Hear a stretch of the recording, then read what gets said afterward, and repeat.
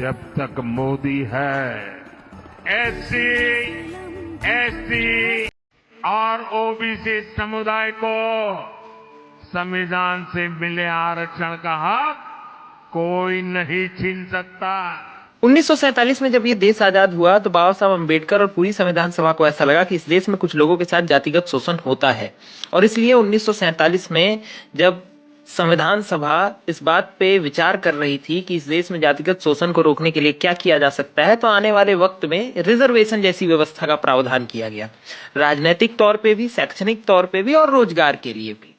वक्त आगे बढ़ा तो लोगों को लगा कि इस देश में कांग्रेस सही से सरकार चला नहीं पा रही है, इसलिए जातिगत शोषण होता है कानूनों के आने के बावजूद। देश ने निर्णय लिया और 1977 में जनता पार्टी की सरकार बना दी। जनता पार्टी की सरकार के 10 साल बाद भी देश को लगा कि नहीं, ऐसा नहीं हो पा रहा है, ओबीसी के साथ गलत हो रहा है, एससी एसटी के साथ गलत हो रहा है। तो 1980 के दशक के अंतिम वर्षों में आकर के जनता दल की सरकार बन गई, वीपी सिंह प्रधानमंत्री बन गए और ओबीसी को भी रिजर्वेशन दे दिया गया। 1990 के दशक से बिहार में लालू प्रसाद यादव और नीतीश जी की सरकार रही, उत्तर प्रदेश में मुलायम सिंह यादव, मायावती और अनेकों ऐसे लोगों की सरकार रही। आगे चल के अखिलेश यादव मुख्यमंत्री बने। देश के ज्यादातर राज्यों में ओबीसी, एससी और एसटी समाज के लोग मुख्यमंत्री रहे।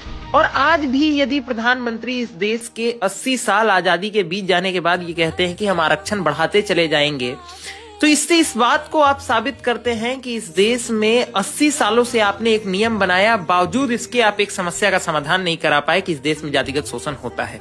और ये बात आप खुद ही साबित कर देते हैं जब आप यूजीसी के कानून लेकर के आते हैं और आप कहते हैं कि कॉलेजेस में भी 118% जातिगत शोषण बढ़ गया है। दूसरी तरफ आपके ही द्वारा प्रकाशित एक आंकड़ा बताता है कि भारत में 67% से ज्यादा आबादी 40 वर्ष के कम की उम्र के लोगों की है।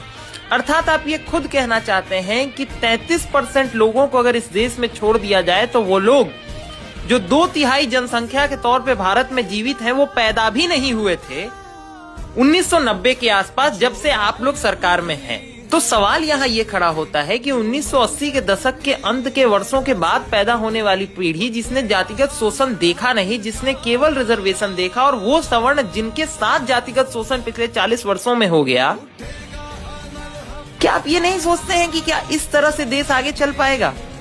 क्या इस तरह से हम अमेरिका और चीन जैसे राष्ट्रों के साथ मुकाबला कर पाएंगे? क्या इस तरह से बैसाखी के सहारे हम विकसित भारत है 2047 की ट्रेजेक्ट्री पे आगे बढ़ पाएंगे? परंतु सवाल मत करिएगा, आप भी मत करिएगा, हम भी नहीं करेंगे, क्योंकि हम और आप सवर्ण हैं।